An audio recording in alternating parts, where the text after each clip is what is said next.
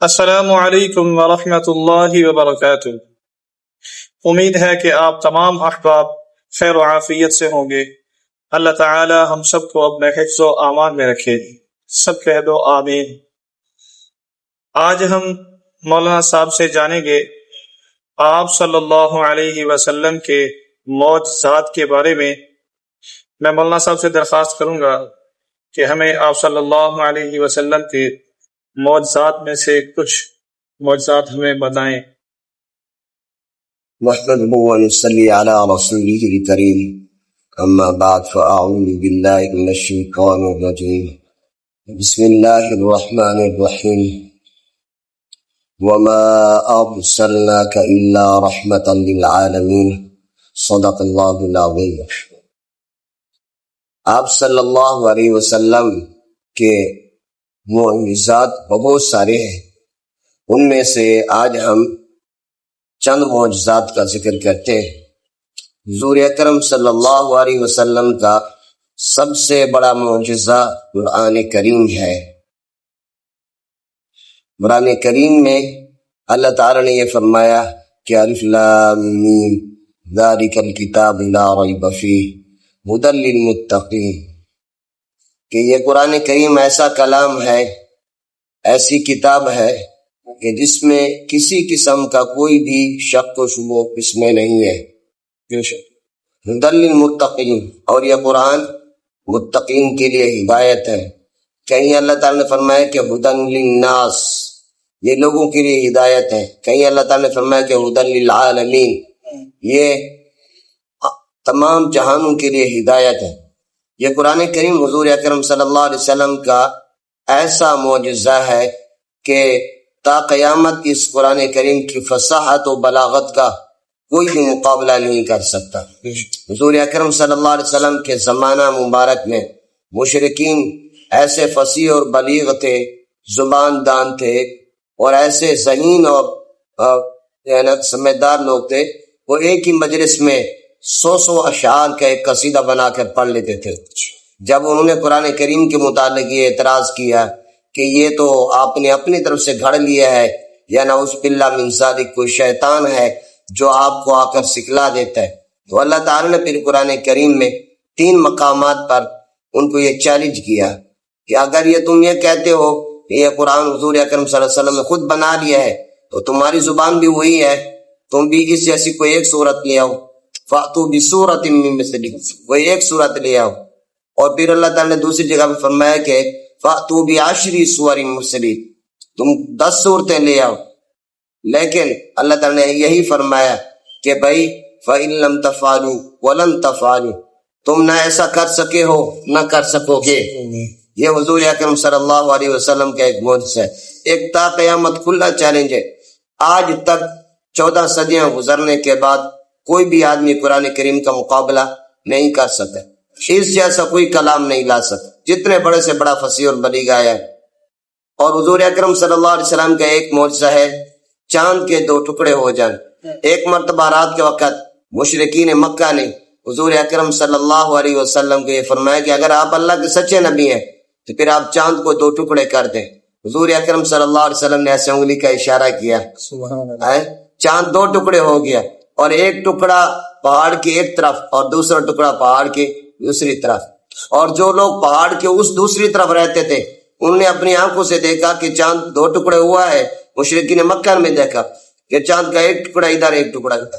اللہ تعالیٰ نے قرآن کریم میں فرمایا کہ اقتربت الساعہ وانشق القمر، یہ حضور اکرم صلی اللہ علیہ وسلم کا معجزہ تھا۔ اور نمبر 3 یہ ہے کہ ایک مرتبہ سفر کے موقع پر، حدیبیہ کے موقع پر، صحابہ حضور اکرم صلی اللہ علیہ وسلم کی خدمت میں حاضر ہو، اللہ کے پیغمبر علیہ السلام پانی ختم ہو گیا، ہم پیاسے ہیں، ہمارے جانور پیاسے ہیں۔ حضور اکرم صلی اللہ علیہ وسلم نے فرمایا کہ بھائی برتنوں میں اگر کچھ پانی ہے تو وہ لے کر آ جاؤ۔ وہ برتنوں کو نچوڑ کر تھوڑا سا پانی لے کر آئے۔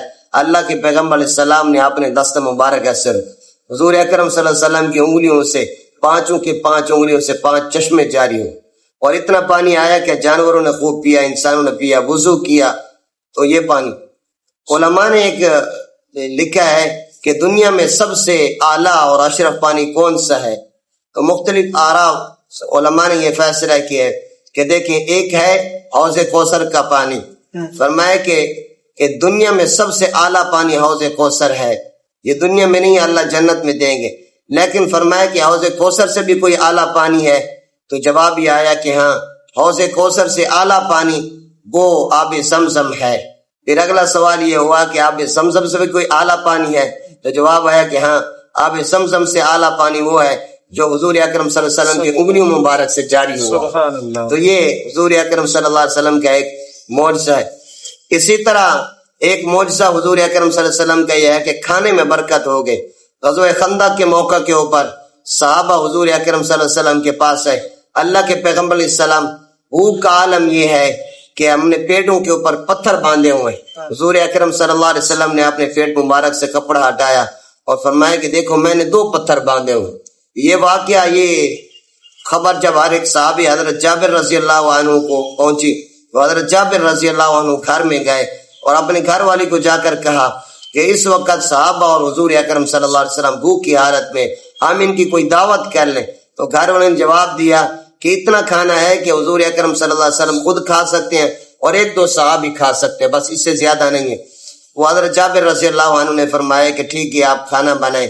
جب کھانا بن گیا تو حضور اکرم صلی اللہ علیہ وسلم کو حضرت جابر رضی اللہ عنہ نے آ کر عرض کیا، اللہ کے پیغمبر علیہ السلام، ہماری خوشی نصیبی ہوگی اگر آج ہمارے گھر میں آپ دعوت قبول فرما لیں۔ حضور اکرم صلی اللہ علیہ وسلم نے 1400 صحابہ یا 1000 سے زیادہ صحابہ موجود تھے، اللہ کے پیغمبر علیہ السلام نے فرمایا کہ بھائی آ جاؤ، حضرت جابر رضی اللہ عنہ کے گھر میں دعوت ہے۔ حضرت جابر رضی اللہ عنہ بہت پریشان ہوئے کہ میں نے تو حضور اکرم صلی اللہ علیہ وسلم اور چند صحابہ کی دعوت کی، اللہ کے پیغمبر علیہ السلام نے 1000 سے زیادہ، بعض روایت میں 1400 صحابہ کو دعوت دے دی۔ حضور اکرم صلی اللہ علیہ وسلم نے حضرت جابر رضی اللہ عنہ فرمایا کہ بھئی آپ پریشان نہ ہوں، آپ صرف اتنا کریں کہ ہنڈیا کا ڈھکن آپ نہیں اتارے، بس۔ حضور اکرم صلی اللہ علیہ وسلم نے پھر جا کر اپنی لعاب مبارک اس میں ڈالی، اللہ کے پیغمبر علیہ السلام کی لعاب مبارک کی برکت کی کہ سارے کے سارے صحابہ نے کھانا کھا لیا، دیکھا گیا کھانا ویسے کا ویسا بچا ہوا ہے۔ تو یہ حضور اکرم صلی اللہ علیہ وسلم کے اور بھی معجزات ہیں۔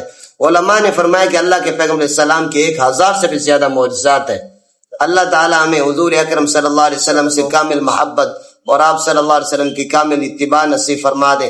صلی اللہ علیہ وسلم، صلی اللہ علیہ وسلم، صلی اللہ علیہ وسلم، وآخر دعوانا ان الحمد للہ رب العالمین۔ آمین آمین آمین۔ شکریہ مولانا، شکریہ ماشاءاللہ۔